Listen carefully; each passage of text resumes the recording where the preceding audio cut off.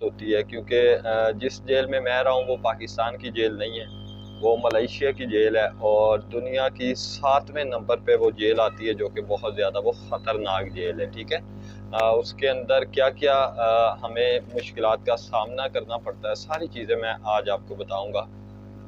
जैसे कि पिछली वीडियो में मैंने आपको बताया था, एंड पे मैंने आपको बताया था, तो मैं पकड़ा गया था। जब मैं पकड़ा गया हूँ, अब मेरा जेल का जो सफ़र था वो स्टार्ट हो गया। तो जेल के अंदर क्या क्या मेरे साथ ऐसी मुश्किलात आई। सबसे पहले जब सीआईडी ने मुझे पकड़ा था, तो अगर हम कोई हमारे जो व्यूअर्स है हमें देख रहा है, तो वो हमें हमारी जो पिछली वीडियो उसने नहीं देखी, तो मैं उसका भी डिस्क्रिप्शन में लिंक दे दूंगा, आप वो भी जाके देख सकते हैं। तो अब चलते टॉपिक की तरफ।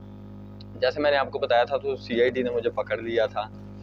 जैसे मैं बस से नीचे उतरा तो मुझे फ़ौरन उन्होंने गिरफ़्तार कर लिया। तो करवाने वाला भी कौन था? मेरा दोस्त था, बहुत अच्छा दोस्त था।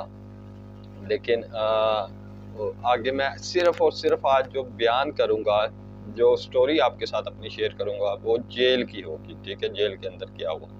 तो जब उन्होंने मुझे, पुलिस वालों ने, सीआईडी ने पकड़ा, तो मुझे सीधा ले गए लॉकअप में। लॉकअप में 15 दिन का मेरा रिमांड था। लॉकअप के क्या ऐसा खाना हमें मिलता था और सोते कैसे थे हम लोग। सोने का जो लॉकअप के अंदर जेल से तो बहुत ही बेहतर होता है। जेल जो है वो बहुत ख़तरनाक थी, जो लॉकअप था वो उस जेल से काफ़ी बेहतर था। तो 15 दिन मुझे लॉकअप के अंदर रखा और 16वें दिन उन्होंने मुझे कोर्ट में पेश किया। और कोर्ट में मुझसे जज ने पूछा, आपने इस लड़के को नाइफ मारा है? जबकि मैंने नहीं मारा था। तो मैंने बोला, सर मैंने नहीं मारा। तो जज ने मेरी कोई भी बात नहीं सुनी। उसने बोला, ठीक है, आपने गलती नहीं की। तो उसने पोस्टपोन दे दिया। पोस्टपोन का मतलब, तो उसने आगे रिमांड था जो मेरा, उसमें तोसी कर दी, बढ़ा दिया। तो अब आप 2 महीने मजीद रिमांड में रहेंगे, उसके बाद फिर आपको कोर्ट बुलाएगा, अदालत में आपको पेश होना पड़ेगा। तो मैं ट्रांसफ़र करना था जेल में। मलेशिया की जो जो जेल है, संगाई बिलू के नाम से वो जेल का नाम है। और अब जेल का हम जो मेरा सफ़र था वो स्टार्ट हो गया। जेल के जैसे ही उन्होंने गाड़ी जाके जेल के बाहर, दरवाजे के बाहर खड़ी की, जाहिर सी बात है मैं एक अकेला नहीं था, मेरे साथ बहुत सारे लोग थे जो कि अपने अपने उनके केसेस थे। बीच में कुछ गुनहगार भी थे, कुछ मेरे जैसे भी थे, बेगुनाहगार भी थे, जिन्होंने जुर्म किया नहीं था लेकिन उनको पकड़ा हुआ था, किसी ना किसी वजह से पकड़ा हुआ था, किसी ना किसी ने केस किया था, तो उनको पकड़ा था। ऐसे उधर की पुलिस नहीं पकड़ती है, मलेशिया की। तो जब संगाई संगाई बिलू के बाहर जब गाड़ी खड़ी की है उन्होंने, तो हमें बोला, जी आप नीचे आ जाइए। हम तकरीबन 20-25 लोग होंगे। ठीक है, और सबको हथकड़ियाँ लगी थी, घड़ी यहाँ पे लगी हुई थी जो मुजरिम को लगती है। तो उनकी नज़रों में तो मैं भी मुजरिम था। ठीक है, मेरा रिमांड चल रहा था। तो वो जेल का पहला सफ़र था जो मेरा स्टार्ट हुआ। जब उन्होंने हमें बाहर बुलाया तो हम लोग बाहर आ गए। तो उन्होंने बोला, जी आप सारे यहाँ पे बैठ जाएं। जैसे कि हम लोग बैठते हैं, जैसे वॉशरूम में बैठते हैं, पैरों के बल हम लोग बैठ गए और एक एक करके वो बुलाते रहे। उन्होंने हमारा जो नाम था वो पूछा, हमारा जुर्म वो पूछा। लेकिन मुझसे जुर्म पूछा तो मैंने बोला, बॉस मैंने जुर्म ये नहीं किया। वो कहते, ये हमें ना आप सुनाएं, ये कोर्ट में बताइएगा। ठीक, मेरे ऊपर ये जुर्म है, आप अब गिल्टी हैं या नहीं गिल्टी, ये आपने कोर्ट में बताना है, लेकिन जेल में आपको ये बताना पड़ेगा। तो आपके ऊपर ये केस है, जब एंट्री हो रही है जेल के अंदर। तो मैंने बोला, जी मेरे ऊपर ये केस है, 324(a) का केस था, अटेम्प्ट टू मर्डर का, इरादा कत्ल, ये केस था मेरे ऊपर।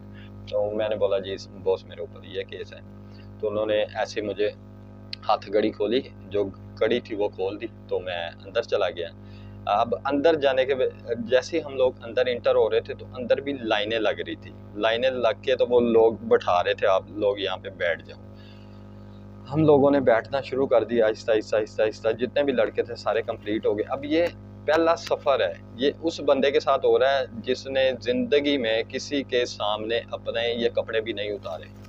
तो ये मेरे सामने हो रहा है। तो मुझसे जो पहले लोग थे जो बैठे थे, उनको एक एक करके उठाया जा रहा था। और वहाँ पे कैमरे लगे थे।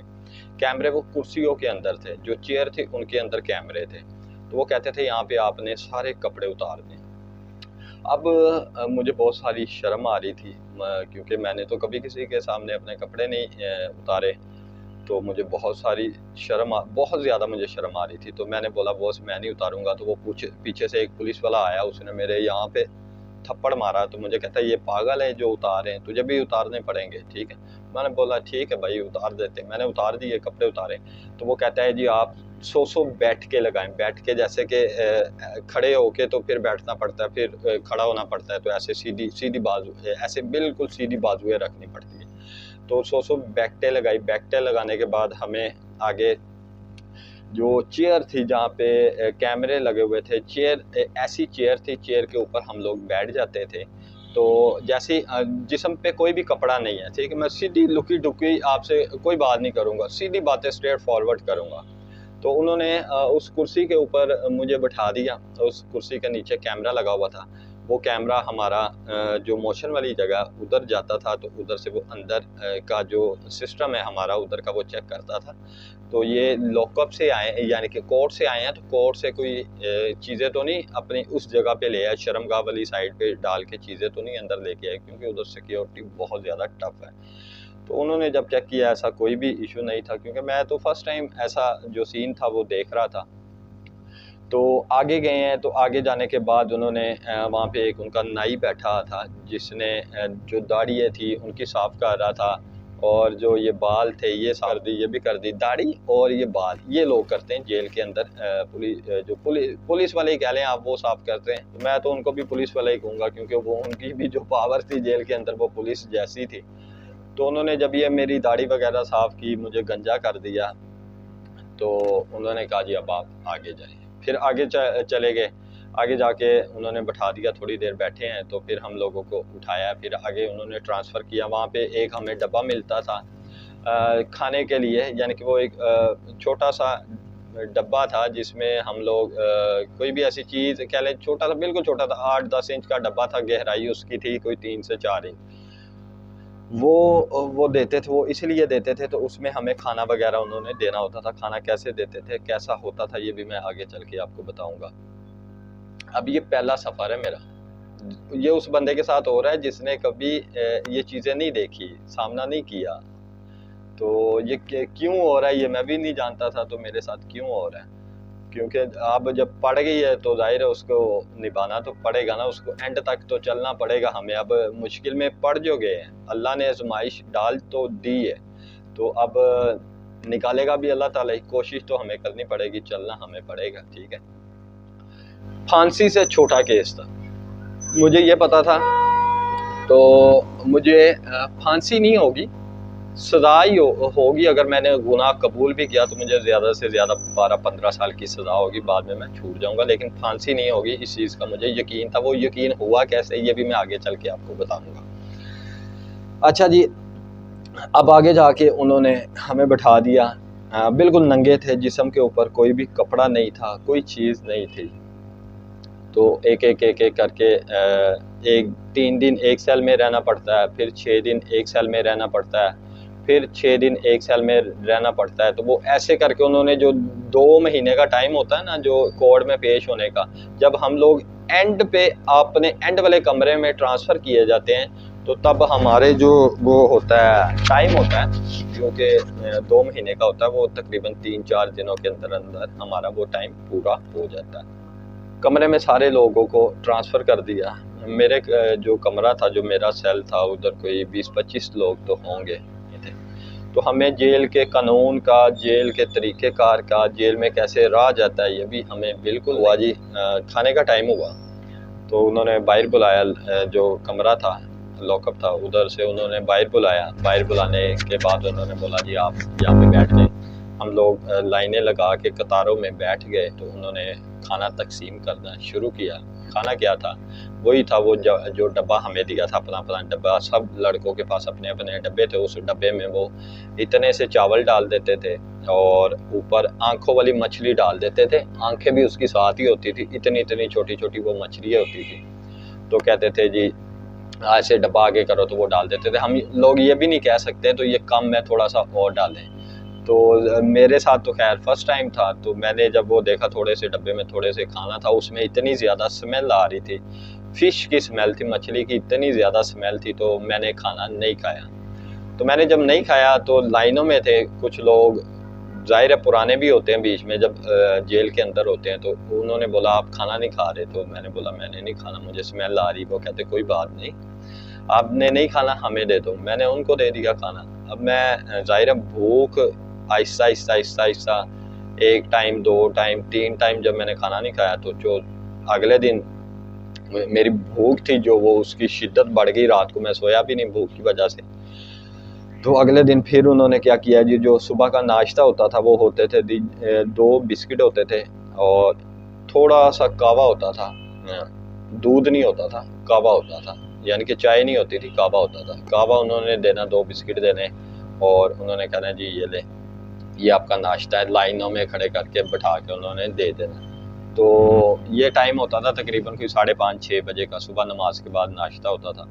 अब आती थी दोपहर का लंच। जो दोपहर का लंच होता था वो भी ऐसे ही देते थे, लाइनों में बिठा देते थे। इतने से उन्होंने चावल दे देने, थोड़े से चावल देने, उसमें आंखों वाली मछली डाल देनी है। और चावल वो वाले होते थे जो उबले चावल होते हैं सफ़ेद रंग के, वो उन्होंने दे देने।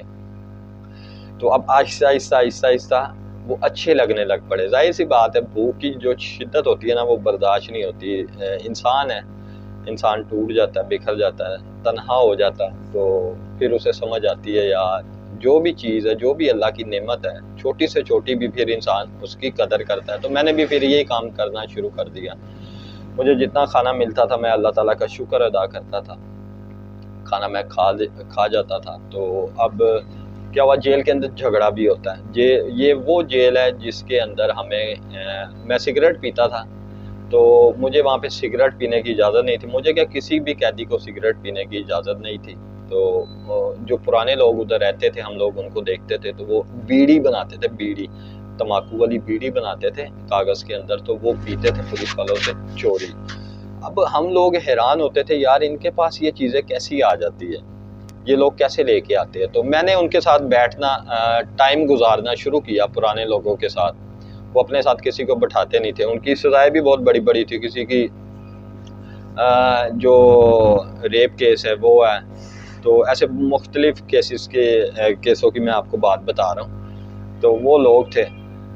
मैंने जब उनके साथ बैठना उठना शुरू किया तो मुझे पता चला जी ये जब लॉकअप में उधर जाते हैं, कोर्ट में जाते हैं, कोर्ट में इनके पहले भी उधर आए होते हैं जो रिश्तेदार वगैरह होते हैं, जानने वाले होते हैं, तो वो इनको तम्बाकू दे देते। तम्बाकू देते पुलिस वालों की मदद से ही, ऐसे नहीं देते, पुलिस वालों की मदद से ही देते हैं। तम्बाकू वो क्या होता है, इतना सा बम बना होता है, पैकेट बना होता है छोटा सा गोल, उसको जैसे कह लें आप लोग, शापर में तम्बाकू होता है और तम्बाकू को ब्लैक टेप के साथ उसको कवर किया होता है, पूरा लपेटा होता है ब्लैक टेप के साथ। वो इतने इतने बनाए होते हैं, उन्होंने छोटी छोटी पेंसिलें बनाई होती है। तो वो जो कैदी होता है, जो उधर होता है अपना कोर्ट में, वो उनके रिश्तेदार या पुलिस वाले उनको दे देते हैं। जाहिर सी बात है सिगरेट की जो तलब है, जो पीने वाला है वो तो जानता है, तो वो नाकाबिले बर्दाश्त होती है।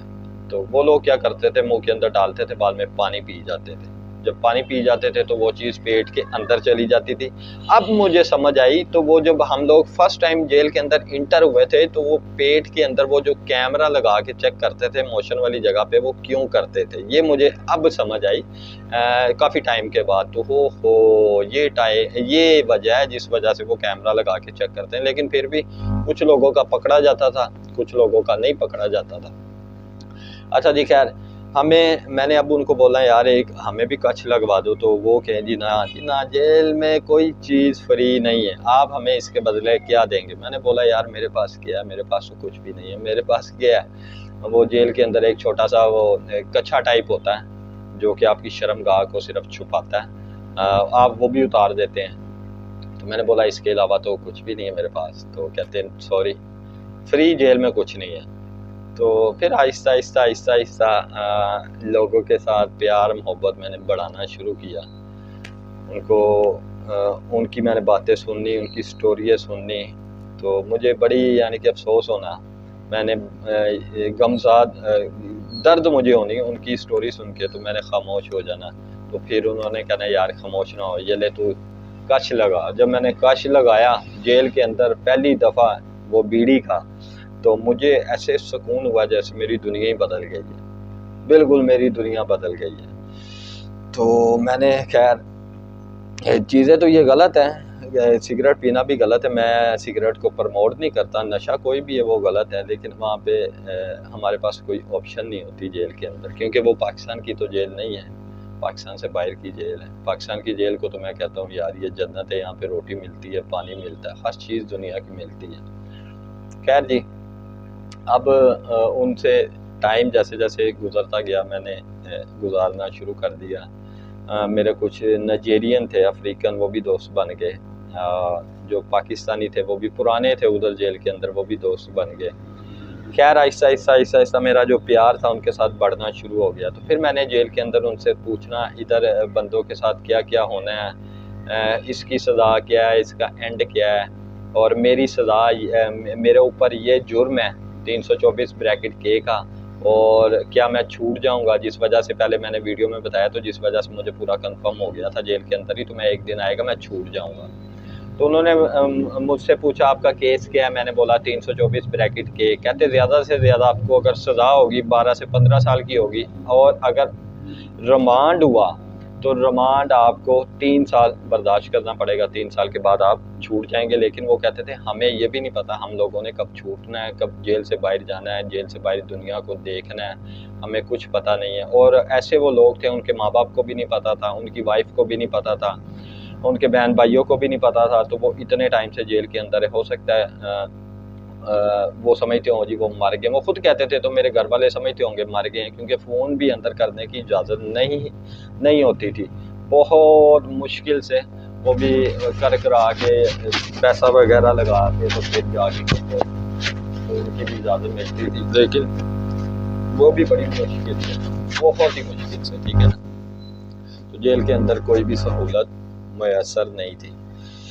तो अब क्या हुआ जी, अब हमारा जैसे जैसे ज़ाहिर है जेल के अंदर झगड़े भी होते हैं, दोस्त भी बनते हैं, दुश्मन भी बनते हैं। तो यानी कि बर्मा का था, तो उसने मेरे साथ बदतमीज़ी की, उसने मुझे गाली गलौज किया, और वो सही था अपनी जगह पे, लेकिन मुझे जेल के कायदे कानून का नहीं पता था। तो मैंने उसके साथ बदतमीज़ी की और मुझे गुस्सा आया, मैंने उसको मारा।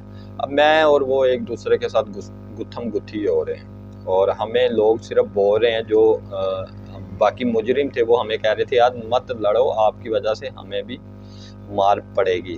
तो मैंने बोला इसने मुझे ऐसे कहा, इसने मुझे ऐसे कहा, इस वजह से मैं आपको कहता हूँ ये मैं मेरी तो मैं टूट गई, मेरा तो तकब्बुर टूट गया, अल्लाह ने तोड़ दिया। और वो टूटा ऐसे ही है, मेरे लिए बेहतर हुआ अगर मैं जेल में गया हूँ। मेरे में ऐसी बहुत सारी खामियाँ थी, बहुत सारी ऐसी गलतियाँ थी जिसको अल्लाह ताला ने ख़त्म करना था, तो ये मेरे लिए बेहतर हुआ। मैंने जब उसको मारा तो उसने भी मुझे मारा, तो अब पुलिस तक बात पहुंच गई। जो उधर वो होते हैं जी, लंबे लंबे उनके कद होते हैं जेलर के, जो जेलर होते हैं, तो उन तक बात पहुंची जी, अंदर झगड़ा हो गया। वो पुलिस वाले काफ़ी ज़्यादा आए, उन्होंने बोला जी क्या हुआ, मैंने बोला बॉस इसने मुझे ऐसे ऐसे कहा, वो कहता जी मुझे इसने ऐसे ऐसे कहा। उसने कहा जी अच्छा जी ठीक हो गया, आप दोनों जेल से बाहर आ जाओ। उन्होंने उसका लॉक खोला, दरवाज़ा खोला, हमें एक लहदा सेल में ले गए, लहदा एक कमरे में ले गए। तो उन्होंने क्या किया जी, मुझे ऐसे बैठा लिया, टांगे मेरी ऐसे कर दी है, ऐसे मेरी टांगे कर दी है। तो 2 पुलिस वाले इस टांगों के ऊपर खड़े हो गए हैं, 2 पुलिस वाले मेरे इस टांगों के ऊपर खड़े हो गए, और ये मेरे पाँव हैं, ठीक है। पाँव के जो हथेली होती है, पाँव की जो हथेली होती है, तो उस जगह के ऊपर उन्होंने 100 डंडे मारे, 100 डंडा एक पाँव पे और 100 डंडा एक पाँव पे। तो जब वो डंडे हमें पड़ते थे, मुझे भी पड़े, उसे भी पड़े, तो इतनी ज़्यादा पेन होती थी। वो पेन उस जगह पे नहीं होती थी, वो पेन इस जगह पे होती थी, दिमाग पे होती थी पेन। तो वो यानी कि वो पता नहीं क्या उनका सिस्टम है, वो टॉर्चर ही बंदे को मेंटली करते थे। तो उन्होंने जब मारा उस टाइम तो मुझे दर्द नहीं हुई, तो बाद में उन्होंने कहा जी चलें जी आप जाएं अपने कमरे में जाएं। तो अब मुझसे चला भी नहीं जा रहा था मैं। ये जो घुटने होते हैं, घुटनों के बल, ये जो घुटने हैं टांगों के, इसके बल में चल के मैं और वो जो लड़का था वो आए। तो जेल में वो जो कमरा था हमारा, उधर आए। तो लोगों ने हमें बोला यार हमने आपको बोला था ऐसा काम मत करें, तो ये जेल है, इधर आपको बर्दाश्त करना पड़ेगा, इधर आपकी जितनी ज़्यादा बर्दाश्त होगी उतना ही आपके लिए फ़ायदा होगा, ठीक है। इधर कोई बदमाश नहीं है, कोई चौधरी नहीं है, इधर सब एक जैसे हैं। अगर कोई गलती करेगा तो मार पड़ेगी। अच्छा जी, अब मैं तो आ गया अंदर, वो भी आ गया। अब जेल के जो कमरे के जो बाकी लोग थे सबको उन्होंने बुला लिया, सबको उस कमरे के अंदर ले गए, सबको मार पड़ी। हम 2 बंदों की वजह से सबको मार पड़ी, क्योंकि ये जेल का कानून है। उधर एक को पड़ेगी तो सबको पड़ेगी। एक ये ऐसा नहीं कोई बंदा कह सकता तो यार मैंने गुनाह ही नहीं किया, मैंने तो ये गलती की ही नहीं है, तो मुझे क्यों पड़ेगी। नहीं, उधर का ये असूल है, एक को पड़ेगी तो सबको पड़ेगी, सबके साथ बराबर, सबके साथ कानून एक ही है, ठीक है। वो कहते हैं जी अगर ये लड़ रहे थे, झगड़ा कर रहे थे, हम तक बात क्यों पहुंची, शोर क्यों पहुंचा, आप लोग कमरे के अंदर थे, आप लोग खुद भी इसे एडजस्ट कर सकते थे, तो आपने नहीं किया, तो जाहिर सी बात है आपकी भी ये गलती है। तो बाकी सब लोगों को भी उन्होंने मारा, तो जिसकी वजह से आज मैं अगर अपने बच्चों को, अपने भांजों को, भतीजों को भी फैंटी वगैरह लगाता हूँ, किसी गलती की वजह से लगाता हूँ, तो मैं किसी भी एक बच्चे को नहीं मारता हूँ, चाहे गलती किसी एक की हो, लेकिन मैं सबको बराबर रख के मैं फैंटी लगाता हूँ, उनको डांटता हूँ तो सबको बराबर रख के डांटता हूँ। कोई किसी भी बच्चे के दिल में ये चीज़ ना आए तो मामू ने या चाचू ने हमें एक बच्चे को मारा है और जबकि उसकी गलती नहीं थी, दूसरे की गलती थी। तो क्योंकि मुझे तो पता नहीं होता किस बच्चे की गलती है, तो मैंने इसी वजह से मैंने सबको ही मारता हूँ, सबको फैंटी में लगा देता हूँ। ये चीज़ मैंने जेल के अंदर सीखी, ये इंसाफ है, ठीक। इंसाफ सबके साथ एक जैसा किया जाता है। तो जिसकी वजह से मेरे भांजे, मेरे भतीजिए बड़े खुश होते हैं। तो चाचू के पास जब भी बात आई तो फैंटी पड़ेगी तो सबको एक जैसी पड़ेगी। इस वजह से बच्चे मेरे पास शिकायत लेके भी नहीं आते, वो कहते नहीं है हमने नहीं शिकायत लेके जानी, मार पड़ेगी तो सबको बराबर पड़ेगी। अच्छा जी, यार ये तो मैं आपको जेल की कहानी बता रहा हूँ जो हमारे साथ बीता, जो हमारे साथ बहुत ज़्यादा टफ टाइम था। वो अल्लाह ताला जितने भी मुजरिम हैं, गलती की है या नहीं की है, अल्लाह ताला उनको माफ़ फरमाए, क्योंकि जेल की जो रात है वो बहुत ज़्यादा सख्त होती है। जेल मेरा मानना ये है, जेल ज़िंदा लोगों का कब्रिस्तान है, और जेल इंसान को सही बना के बाहर भेजती है। मलेशिया की जेल और पाकिस्तान की जेल की मैं बात नहीं कर रहा हूँ, मलेशिया की जेल इंसान को परफेक्ट बना के जब उसके गुनाह ख़त्म हो जाते हैं तो वो उसे रिहाई मिल जाती है। ये एक बहुत बड़ी मैंने चीज़ सीखी है जेल के अंदर से। खैर जी, इधर मेरा जो टाइम काफ़ी ऐसे मेरा चलता गया। फिर एक टाइम क्या हुआ जी, एक टाइम ऐसा आता है तो जेल के अंदर चेकिंग टीमें आती है, वो चेक करती है कैदी, जितने भी कैदी होते हैं सबको वो टीमें आके तो चेक करती हैं। और सबके वैसे ही उन्होंने बैठकें वगैरह लगानी होती है, तो लाइनें लगा के तो उन लोगों को बैठाया होता है, हम लोगों को सबको बिठाया होता है, तो वो चेकिंग कर रहे होते हैं। हमारी मोशन वाली जगह भी वो लोग चेक करते हैं, हमारी बगलें, सब चीज़ें, मुंह भी हमारा चेक करते हैं। तो वहाँ पे ना लाइनें लगी थी, कतारें लगी थी, पूरी लंबी 25-25 बंदों की, 30-30 बंदों की लाइनें लगी थी, लोग बैठे थे। तो पुलिस वाला क्या कर रहा था, हर लाइन में से एक एक बंदे को बुलाता था, उसकी चेकिंग करता था। अब क्या हुआ जी, मेरी जो लाइन थी, मेरे आगे वाला जो लड़का था वो तो चला गया। मैं समझा इसके बाद मेरी बारी आएगी, क्योंकि मैं सबसे आगे वाली सबसे आगे था, लाइनों में सबसे आगे था। आगे से मुराद जैसे कि सबसे आगे एक लड़का और उससे पीछे सेकंड नंबर पे मैं हूँ, तो सबसे आगे ही हुआ, ठीक है। तो मुझे नहीं पता इधर कैसे सिस्टम को चलाना पड़ता है, कैसे बर्दाश्त करनी पड़ती है, कैसे समझना पड़ेगा मुझे बुलाया, क्योंकि उन्होंने आवाज़ नहीं देनी, हमको भी खुद ही समझना पड़ेगा किस लाइन में से आना है। तो मेरे आगे वाला जो लड़का था वो चला गया, फ़ौरन चला गया।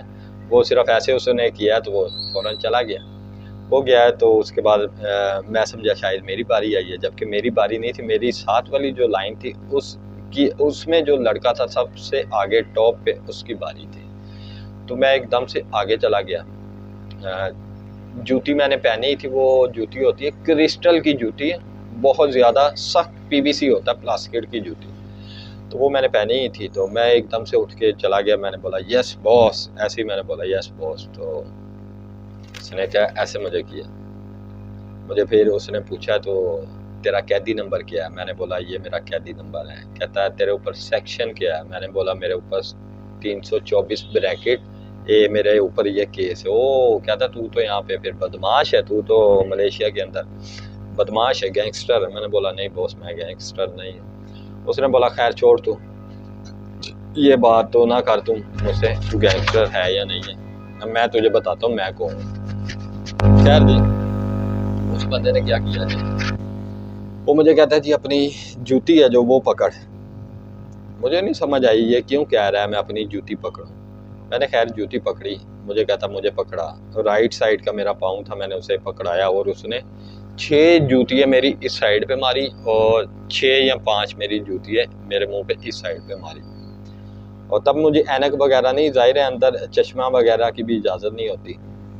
तो जब उसने जूतियाँ मारी मेरे चेहरे के ऊपर और मैंने ऐसे देखा तो मैंने सिर्फ यही कहा अल्लाह।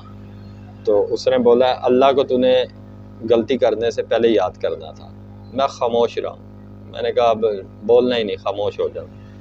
आंखें मेरी नम हो गई, रोया नहीं हूँ लेकिन नम हो गई। तो मैंने बोला अपने रब से बोला दिल ही दिल में, तो है परवरदिगार मैंने तो ये जुर्म किया नहीं है, लेकिन इसकी मुझे सज़ा क्यों मिल रही है मैं नहीं जानता, बेहतर तू जानता है। तो मैं इस टाइम बड़ी तकलीफ़ में हूँ, बड़ी मुसीबत में हूँ, अपने अल्लाह से मैं बातें कर रहा हूँ, तो मेरे ऊपर थोड़ा रहम फरमा। खैर वो जेल थी, उधर बहुत सारी ऐसी गलतियाँ हो जाती है इंसान से, इंसान को नहीं पता चलता, लेकिन जेल के अंदर मुझे पता चला। हर रात मैं सोता था, तो हर एक रात जब मैं सोता था तो हर रात को मेरा एक नया जो मेरे सामने फ़िल्म चलती थी। तो मैंने आज अगर ये मुझे जूतियाँ पड़ी है तो पूरा एक सीन चलता था मेरी आंखों के आगे, सोया होता था मैं, तो ये मुझे उस गलती की सज़ा मिली है। जब भी मेरे ऊपर ये जुल्म सितम होता था तो मेरे सामने एक अपनी फ़िल्म चलती थी। जैसे मुझे तो नहीं पता इंसान जब मर जाता है तो उसके साथ क्या होता है, लेकिन अल्लाह ताला ने कुरान में फरमाया है तो जब आखिरी टाइम होगा, क़यामत का दिन होगा, तो हर इंसान के सामने उसकी ईमाननामा खोल दिया जाएगा। तो ये चीज़ें सारी प्रैक्टिकल मेरे साथ हो रही थी, लेकिन मैं मरा तो नहीं था, लेकिन ऐसी जगह पे था जहाँ पे मरने वाले के साथ क्या होता है ये चीज़ का मुझे एहसास हो रहा था। तो हर रात मैं जब भी सोता था मेरे साथ क्या होता था, कोई भी जेल के अंदर मुझे अगर फैंटी वगैरह पड़ती थी तो वो मेरे गुनाहों की वजह से पड़ती थी। कोई ना कोई और गुनाह होता था जो पाकिस्तान में हो गए, जो बाहर हो गए, किसी भी कंट्री में हो गए, तो वो हर गुनाह की मुझे सज़ा एक एक करके मिलती जाती थी। खैर जी मैं फिर उन्होंने कर करा के अपने कमरों में उन्होंने ट्रांसफ़र कर दिया। तो मैं कमरे के अंदर आके खामोश हो गया। मैंने बोला पता नहीं क्या है, लेकिन जो कुछ भी हो रहा है ये जेल के अंदर, ये मेरे लिए बेहतरी है। जो इस चीज़ का मुझे यकीन था जो आने वाला टाइम है वो मेरे लिए अल्लाह ताला ने बहुत ही ज़्यादा बेहतर किया होगा, क्योंकि हर अंधेरे के बाद उजाला है। तो इस टाइम मेरे ऊपर अंधेरा है तो उजाला भी अल्लाह ताला लेके आएगा। अच्छा जी, अब टाइम आया जी हमारे साथ कोर्ट का। फिर हम लोग कोर्ट में गए, वैसे ही हुआ जैसे मैंने आपको शुरू में बताया। फिर वापस आए, फिर वापस आने के बाद सेम वैसे ही हुआ जब फर्स्ट टाइम हुआ था। उन्होंने कैमरे से चेक किया, ठुड्डे पड़े, फैंटियाँ पड़ी अंदर। वो कहते थे जी आपने ये जुर्म किया है एक एक करके, तो मैं कहता था नहीं किया। तो फिर उन्होंने एक मुझे लॉकअप होता है, छोटा सा लॉकअप होता है कमरा टाइप, जिसे आप लोग बोलते हैं जी 5 फुट बाई 5 फुट का। 15 दिन मुझे उधर रखा, बिल्कुल नंगा, जिस्म के ऊपर कोई भी मेरे कपड़ा नहीं था। उन्होंने कपड़े वगैरह सारे उतार के, तो उधर जो खाना मिलता था मैं सिर्फ़ और सिर्फ एक दिन मिलता था। तो मुझे कहते थे आप, यानी कि मेंटली तौर पे वो बंदे को डिस्टर्ब करते थे, टॉर्चर करते थे मेंटली तौर पे। मेंटली जो होता है ना इंसान हिल जाता है। खैर जी मैंने तो कुछ किया नहीं था, तो मैंने कहा जी बॉस मैंने नहीं किया है। तो फिर उन्होंने आगे चल के मेरे साथ क्या किया ये भी मैं आपको बताता हूँ। रिमांड के अंदर ही एक जैसे कि कोका कोला की बोतल होती है, कोका कोला की बोतल तो नहीं थी, उसके ऊपर रैपर कोई भी नहीं था, लेकिन वो बोतल थी, बोतल के अंदर एक सुराग था। तो उन्होंने क्या किया, मुझे एक टेबल थी, टेबल के ऊपर, मैं अकेला था उस कमरे में जिधर मुझे लेके गए, मुझे टेबल के ऊपर उन्होंने लिटाया। लटाने के बाद मेरे ऐसे हाथ नीचे किए, वहाँ पे भी हथकड़ियाँ लगा दी और मेरे पाँवों पे भी हथकड़ियाँ लगा दी। और जहाँ से ये बड़ी दर्दनाक है, जो आप लोग सुन नहीं ना सकते, वो सब कुछ मैंने बर्दाश्त किया। तो क्या हुआ जी, उन्होंने वो हमारी जो मोशन वाली जगह होती है, अल्लाह ताला माफ़ फरमाए, मैं ऐसे अल्फाज आपको इस वजह से बता रहा हूँ, सीधे लफ्ज़ों में मैं आपको बता रहा हूँ, ठीक है। आपने ज़िंदगी में अगर स्ट्रगल कर रहे हैं तो सही तरीके से करें, कभी गलत रास्ता मत इख्तियार करें।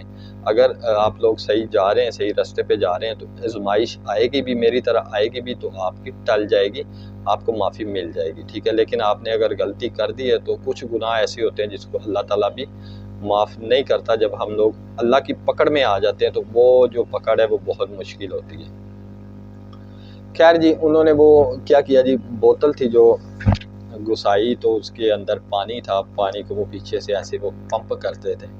तो वो भी जब पंप करते थे तो वो पेन इस जगह पे होती थी, दिमाग के अंदर पेन होती थी, तो वो भी बहुत दर्दनाक था, बर्दाश्त नहीं होती थी। लेकिन मैं अल्लाह से कहता था, परवरदिगार मैंने ये गुनाह किया नहीं है और तू मुझे एक दिन रिहाई देगा और लाजमी देगा। अब आगे आगे मैं चल के आपको बताता हूँ क्या हुआ।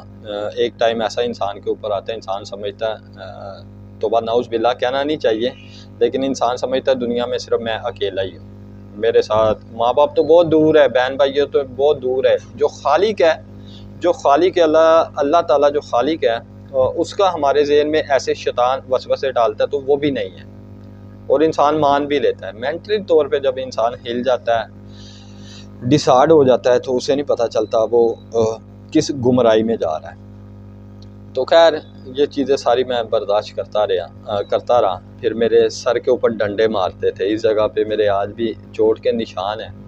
तो वो कहते थे आपने ये किया है, लेकिन वो मारते इस जगह पे था जहाँ से उनको इस चीज़ का यकीन होता था तो बंदा मरेगा नहीं, मेंटली तौर पे हिलेगा लेकिन ये मरेगा नहीं। उनकी एक अपनी टेक्निक है, मुजरिम के साथ उनका एक अपना बर्ताव है। तो मैंने बोला बॉस मैंने नहीं किया, फिर मुझे हाथ ऐसे कहते थे करो, मैंने ऐसे किए, फिर इस जगह पे मेरे 100 डंडे मारने, फिर ये नाखूनों के ऊपर मेरे डंडे मारने, तो आपने ये गलती की है, आपने ये जुर्म किया, आप माने मैंने किया। मैंने बोला बॉस मैंने नहीं किया, जब मैंने किया ही नहीं है तो मैं मानूँ क्यों। तो जाहिर है रिमांड में था, तो इसमें उनकी भी कोई गलती नहीं है, पुलिस वालों की भी, क्योंकि मेरे ऊपर केस था, हमारा एक पाकिस्तानी था, उसी ने, मेरे दोस्त ने मेरे ऊपर केस करवाया था, जिसकी वजह से ये सारे जो मसाइल है ये मुझे बर्दाश्त करने की अल्लाह ताला हिम्मत दे रहा था। और आप अपने दोस्तों से दूर रहा करें, क्योंकि इंसान को सबसे ज़्यादा जो नुकसान पहुंचाता है ना, वो मुनाफ़क़त पहुंचाती है। और मुनाफ़क़त आपके इर्द गिर्द जो लोग होते हैं, आपके फैमिली के मेंबर नहीं होते, आपके दोस्त ही होते हैं, जो दोस्त को ही काटता है। और क्योंकि फैमिली मेंबर को अक्सर हम लोग बोल देते हैं ये जलते हैं हमसे, ये हमारी कामयाबी से खुश नहीं है, वो एक अलग चीज़ है, ठीक है। लेकिन मुनाफ़क़त है ना जो, वो आपके रिश्तेदारों में नहीं होती, मुनाफ़क़त आपके दोस्तों में होती है, जो आपको इस स्टेज के ऊपर ले आते हैं, मरने की स्टेज पे। तो खैर वो मैंने बर्दाश्त करता गया। अब फिर हमारी जो तीसरी मेरी पेशी आई कोर्ट के अंदर, ये बहुत टफ़ पेशी थी, तीसरी पेशी थी मेरी कोर्ट के अंदर। तो एक बांग्लादेश का लड़का था, उसने मर्डर किया था, कत्ल उसने किया था, उसके ऊपर केस था 302 का। बकौल ये उसी के, कभी वो कहता था मैंने किया है, कभी वो कहता था नहीं किया, अल्लाह बेहतर जानता है किया या नहीं किया, लेकिन वो कहता था मैंने किया है, कभी कहता था नहीं किया। तो मैंने ये सोचा शायद इसने किया हो, तो वो कोर्ट में ना बार बार आता था, यानी कि 3 महीने 4 महीने 5 महीने उसे कोर्ट बुलाता था, तो पूछता था आपने ये गुनाह किया, वो कहता था नहीं किया, तो वो आगे पोस्टपोन दे देता था जो जज होता था। जो जज की उम्रें होती है वो बहुत छोटे छोटे लड़के हैं वहाँ पे, जो मजिस्ट्रेट हैं, जो जज हैं। तो वो कहता था जी मैंने ये गुनाह नहीं किया, तो उसको पोस्टपोन दे देता था। अब मेरी बारी आई, मुझे बोला जी आपने ये गुनाह किया, मैंने बोला बॉस मैंने नहीं किया, जज को बोला। तो जाहिर है बार बार आना, एक ही सवाल पूछना, एक ही जवाब देना, तो मैं भी तंग आ रहा था, मुझे भी गुस्सा आ रहा था। तो मैंने बोला बॉस अगर मैंने किया है तो आप DNA टेस्ट करवा लेना मेरे, अगर मैंने छुरा मारा है लड़के को तो मेरा आप मेडिकल करवा लें, मेरे फिंगर आप DNA करवा लें, अगर मैंने किया तो मुझे सज़ा दे दें। और जज के नीचे एक बैठी होती है DPP जज की भी बाप है। तो DPP ने भी ऑर्डर दिया, तो ठीक है अगर आपने नहीं किया तो मेडिकल के लिए उन्होंने फिर वो आगे जो मेरा टाइम वो तरीक़ेकार था उन्होंने वैसे ही किया, उन्होंने आगे वो भिजवाया। तो वो मैं आगे चल के आपको बताता हूँ। अब जी जैसे मेरी बारी है, मेरे साथ वही बांग्लादेश का लड़का था, आगे वाला नंबर या उससे 2 लड़के आगे चले जाएँ उसका नंबर आ गया। तो उससे जज पूछता है आपने क्या ये जुर्म किया है, आपने मर्डर किया है? तो वो कहता है जी मैंने नहीं किया। तो जज ने फिर उसको पोस्टपोन दे दिया, पता नहीं 4 महीने का, मुझे याद नहीं है, आज इस बात को 9 साल हो गए हैं। तो उसने बोला मैंने ये नहीं किया, तो जज ने उसको पोस्टपोन जब दे दिया तो उसे ना गुस्सा आ गया। जब उसे गुस्सा आ गया, इस वजह से कहते हैं गुस्सा मार दें अपना, आपका गुस्सा आपको मौत की तरफ ले जाएगा, आपकी ज़िंदगी में जो मुश्किलात है उसको बढ़ा देगा जो आपका गुस्सा है। तो गुस्से में अक्सर फ़ैसले जो होते हैं वो गलत हो जाते हैं। तो उस बांग्लादेश का जो लड़का था उसने क्या किया, उसने कोर्ट के अंदर एक कोर्ट बना होता है, छोटा सा बॉक्स बना होता है, उसके अंदर मुजरिम को खड़ा किया जाता है। तो जब जज ने पूछा आपने ये किया बांग्लादेश के लड़के को, उसने बोला नहीं किया, उसने पोस्टपोन दिया। तो उसने ना गुस्से के साथ आके ना, तो गुस्से के साथ उसने एक लकड़ी का छोटा सा पावा था, डंडा, उसने ना टांग मार दी गुस्से के साथ अदालत के अंदर ही, और ऐसे वापस हो गया। तो कहता ठीक है। तो जज ने बोला इसको वापस लेके आओ, कटघरे के अंदर वापस लेके आओ। वो उसको कटघरे के अंदर वापस लेके आए। तो जज ने बोला तो आपने ये क्यों किया? कहता मुझे गुस्सा आ गया। जज ने बोला अच्छा गुस्सा आ गया। उसने फ़ौरन उसने दूसरी तीसरी बात नहीं की, उसने कहा गंतुंग संपाय मत्ती, उसे फांसी का ऑर्डर दे दिया जज ने। बांग्लादेश के लड़के को फांसी का ऑर्डर दे दिया, 1 सेकंड लगा, उसके गुस्से की वजह से उसे सज़ाए मौत का ऑर्डर हो गया। और जब उसे सज़ाए मौत का ऑर्डर हुआ, मैं उसके साथ खड़ा हुआ था, आप यकीन करें वो कैफियत उसकी क्या थी वो मैं देख रहा था, मैं बर्दाश्त कर रहा था। आप लोगों तक ये मैं कहानी प्रोवाइड जो कर रहा हूँ, ये जो सुना रहा हूँ, वो चीज़ें सारी हम लोगों ने बर्दाश्त की है। और जब जज ने उसको बोला ना तो आपको गंतुंग संपाय मत्ती, गंतुंग का मतलब है आपको सज़ाए मौत हो जाएगी और आप जेल के अंदर ही आपको सज़ाए मौत होगी और आपकी डेड बॉडी सिर्फ बाहर जाएगी। तो जब उसने ये बात सुनी ना तो गंतुंग संपाय मत्ती, पता नहीं कितने टाइम से वो उधर रिमांड पे था। तो जब उसने ये बात सुनी तो वो मेंटली तौर पे ना हिल गया, ऐसे फ़ौरन कुछ ही सेकंड लगे।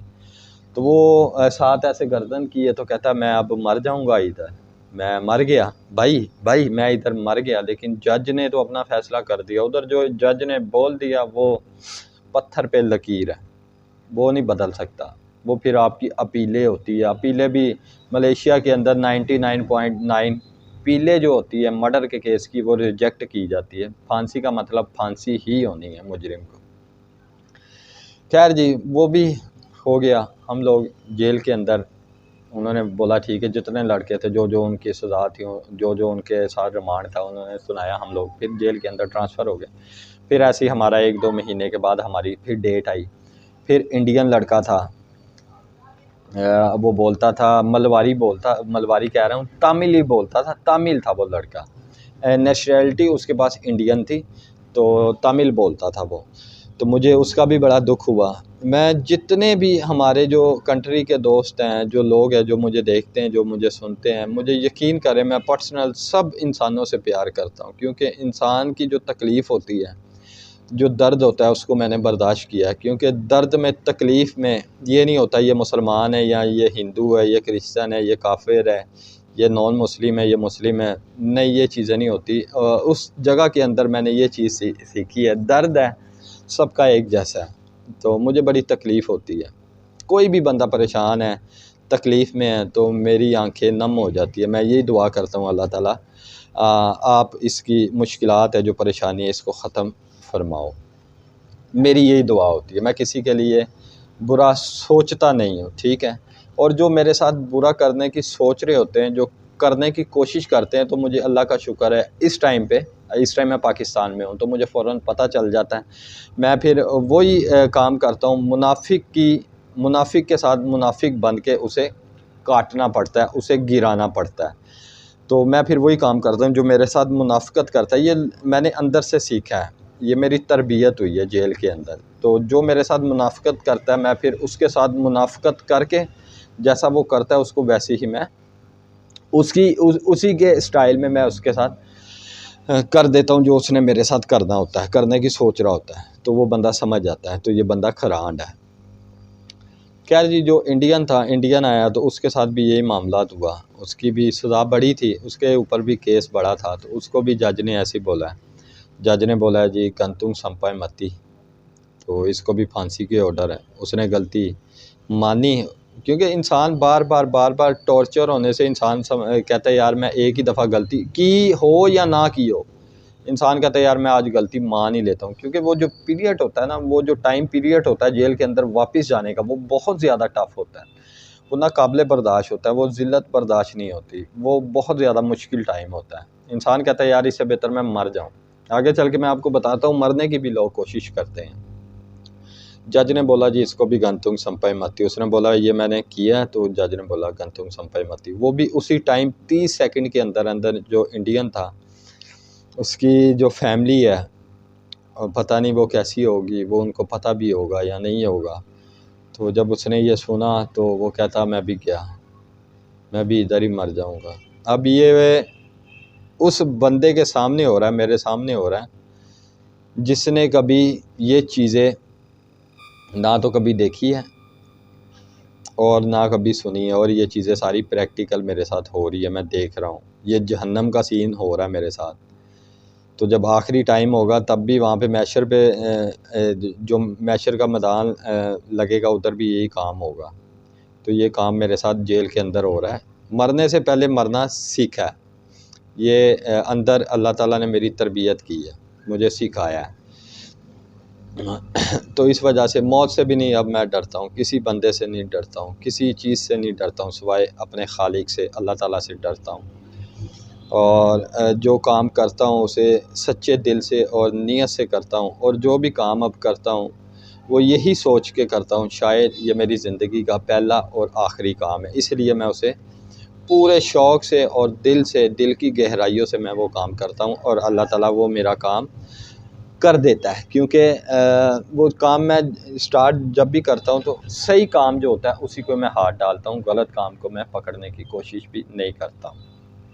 तो इस वजह से अल्लाह ताला ऊपर से मेरी मदद कर देता है।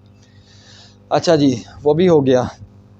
अब फिर हम लोग जेल में आ गए। अब आखिरी टाइम था, जेल के अंदर आए कुछ ही दिनों के बाद मुझे बुलाया जज ने, तो मेरी पेशी आ गई। तो मुझे कहता जी आप आ जाए कोर्ट में। तो जो भी इनका वो तरीक़ेकार है, वो ज़्यादा मैं गहराई में जाना नहीं चाहूँगा। मुझे कोर्ट ने बुलाया तो मैं गया, तो मुझे कहता जी आप बेबस हो, आपने ये गुनाह नहीं किया। लेकिन मैंने बोला जी मैंने नहीं किया। तो वो ज़ाहिर सी बात है साबित भी हो गया था। मैंने बोला अगर मैंने किया है तो वो सारे एविडेंस वो आपके पास होंगे, मुझे सज़ा हो जाएगी। तो जज ने बोला ठीक है आप बेबस हो, आप रिहाई होगी आपको। मैं बड़ा खुश हुआ, लेकिन मुझे इस चीज़ की खुशी हो रही थी तो मैं शायद इधर ही बाहर निकल जाऊँगा, मलेशिया के अंदर ही रहूँगा। उन्होंने बोला नहीं आप इधर नहीं रह सकते, क्योंकि मेरे जो पासपोर्ट का टाइम था और जो वीज़े का था वो सब कुछ फिनिश हो गया था, ख़त्म हो गया था। मैं बिल्कुल ज़ीरो माइनस ज़ीरो पे खड़ा हुआ था। तो उन्होंने बोला आप डिपोर्ट हो गए, वापस जाओगे अपनी कंट्री में। तो फिर मैंने अल्लाह का शुक्र अदा किया, मैंने बोला ठीक है कोई मसला नहीं। मुझे नहीं पता, मुझे कुएँ में से निकाल के खूह में फेंकने लगे, मुझे इस चीज़ का बिल्कुल नहीं पता था।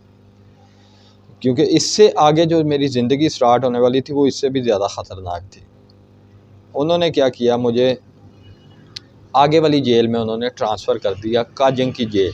वहाँ पे वो कैदी जो होते हैं उनको ट्रांसफ़र किया जाता है जिनका जो यानी कि गलती मान जाते हैं, जिनको सज़ाएँ हो जाती है। ज़ाहिर सी बात है एक केस में तो मेरी माफ़ी होगी, अब मेरा पासपोर्ट का केस शुरू हो गया, उसमें मुझे सज़ा हो गई। सज़ा मेरा ख्याल 2-3 महीने की हुई मुझे पासपोर्ट के केस में। तो मुझे उन्होंने जब काजिंग जेल है, आप लोग अगर मेरी वीडियो देख रहे हैं मलेशिया से तो आप लोगों को पता होगा मलेशिया की जो काजिंग जेल है वो कैसी है, सुना होगा। अच्छा जी, उन्होंने जब मुझे काजिंग जेल में ट्रांसफ़र किया तो वहाँ पे बहुत ज़्यादा मुश्किल था, बहुत ज़्यादा मुश्किल था। वहाँ पे छोटे-छोटे कमरे थे।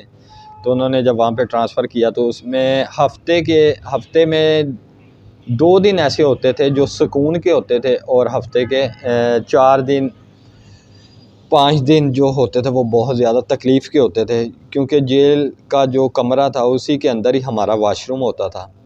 कमरे के अंदर ही वाशरूम होता था, एक छोटा सा डब्बा, वही डब्बा होता था जिसके अंदर हम लोग खाना खाते थे। तो मैं आपको बताता हूँ इस जेल के अंदर मेरे साथ क्या हुआ। वो पानी के साथ वो जो डब्बा था वो उसी को हम लोग वाशरूम में इस्तेमाल करते थे, उसी को खाने के लिए इस्तेमाल करते थे। तो वहाँ पे जेल के अंदर 4-5 दिन ऐसा होता था, जेल के जो गटर होते थे ना वो बंद कर देते थे। वो जो कमरा होता था ना, कमरे का एक दरवाज़ा होता था, दरवाजे के नीचे वाली साइड पे 8-9 इंच की थड़ी होती थी। तो वो जब गटर बंद होते थे तो जिस गटर में हम लोग पेशाब वगैरह करते थे उसी का ही पानी बाहर आ जाता था।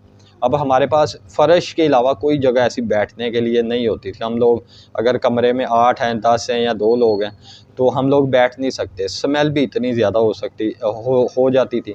तो मैंने एक कोने में बैठ जाना, मैंने देखना पानी को, ऐसे देख रहे होना पानी कब हमारी तरफ आएगा, वैसे वो कचरा जो मोशन होना वो पास आना, उसी में हम लोगों ने बैठे रहना। वो बड़ा ही दर्दनाक है, बड़ी तकलीफ़ है वो टाइम। मैं आज भी कभी सोचता हूँ तो मेरा जो ज़मीर है, आप यकीन करें, मुझे अगर मैंने कोई भी ऐसी चीज़ हो रही होती है मेरे साथ, मैं परेशान होता हूँ, तकलीफ़ में होता हूँ, तो जब मैं वो अपना टाइम याद करता हूँ तो फिर मैं अल्लाह का शुक्र अदा करता हूँ, परवरदिगार ये टाइम उससे बहुत बेहतर है।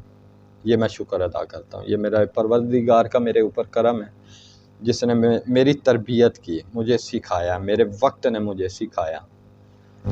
अच्छा जी, वो बंद हो जाता था तो उधर भी खाने का कोई सिस्टम नहीं था, बड़ा ख़राब था।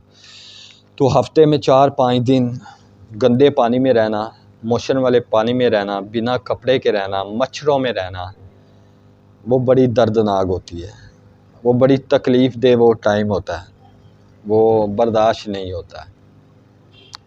तो जब ये टाइम, ये पीरियड से हम लोगों ने गुज़रना, उन्होंने फिर हमें बाहर अपने सेल से बाहर निकालना, तो तब तक पानी ने सारे वापस चले जाना, पानी ने वापस हो जाना। तो वहाँ पे जो कचरा मोशन वगैरह पड़े होना, हमने उसे अपने हाथों से, यही हाथ होते थे हमारे, हाथों से उठा उठा के वापस गटर में फेंकते थे। जो फ्लैश होता था उसके अंदर हम लोग उसको फेंकते थे, क्योंकि जेल थी, उधर हमारी माँ हमें नहीं देख रही, हमें हमारा बाप नहीं देख रहा, हमारे रिश्तेदार हमें नहीं देख रहे, हमारे ऊपर ये मुसीबत पड़ी है तो हमें ख़ुद ही काटनी पड़ेगी। फिर एक टाइम ऐसा आता है इंसान के ऊपर, तो मेरे ऊपर भी आया। तो मैंने क्या किया, अगर मैं घर वालों को सोचता था तो मैं मेंटली तौर पे डिस्टर्ब हो जाता था। तो मैंने अब एक तैयार कर दिया, एक मैंने चीज़ सोच ली, तो जेल के अंदर जितना टाइम भी मैंने गुजारना है ना, यहाँ पे मेरी माँ नहीं है, मेरा बाप नहीं है, मेरे बहन नहीं है, मेरे भाई नहीं है, मेरा कोई रिश्तेदार नहीं है, कोई भी नहीं है दुनिया में। मैं अकेला आया हूँ और अकेले नहीं मैंने दुनिया से जाना है। ये चीज़ जब मैंने अपने अंदर सोच ली, इस चीज़ को अपना लिया, तो फिर मेरे अंदर हौसला, हिम्मत पैदा कर दी अल्लाह ताला ने। तो अंदर तो ऐसा टाइम होता, मैंने आपको बताया, एक टाइम शैतान ऐसे वसवसे डालता, मेरे ऊपर भी आया। तो मैंने कहा अल्लाह ताला अगर है तो मेरी क्यों नहीं सुनता, लेकिन ये नहीं पता था तो अल्लाह ताला ने, ये आजमाइश होती है, ये इम्तिहान होते हैं।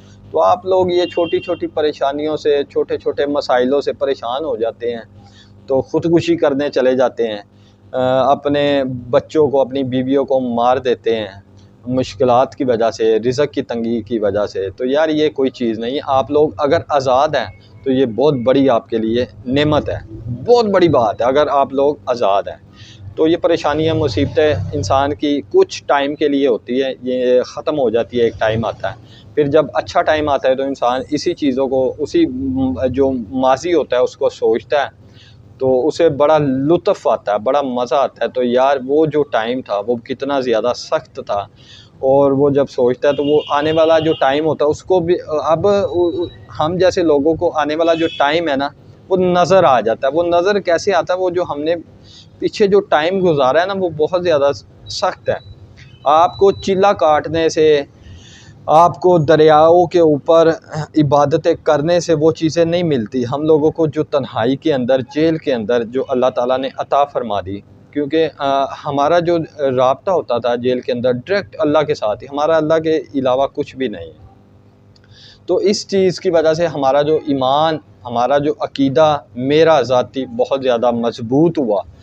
जेल के अंदर, जो कि पहले मेरा अकीदा बिल्कुल नहीं था, मेरा ईमान कमज़ोर था, मैं डगमगा जाता था। मैंने बड़ा पैसा भी कमाया लेकिन मैं डगमगा जाता था। लेकिन जेल के अंदर जाने के बाद मेरा जो ईमान था मेरा पुख्ता हुआ और मैंने ये चीज़ प्रैक्टिकल कर ली थी, और जिसकी वजह से आज मुझे यकीन होता है, मैं कोई भी काम करता हूँ यकीन मुझे अल्लाह ताला पे होता है और अपने काम के ऊपर होता है। जो मैंने काम को स्टार्ट किया है, ये काम मेरा बिल्कुल सही है, सही रास्ते पे जा रहा हूँ, गलत नहीं है, तो इसकी मदद अल्लाह ताला इस काम की मेरे लिए करेगा, लाजमी करेगा।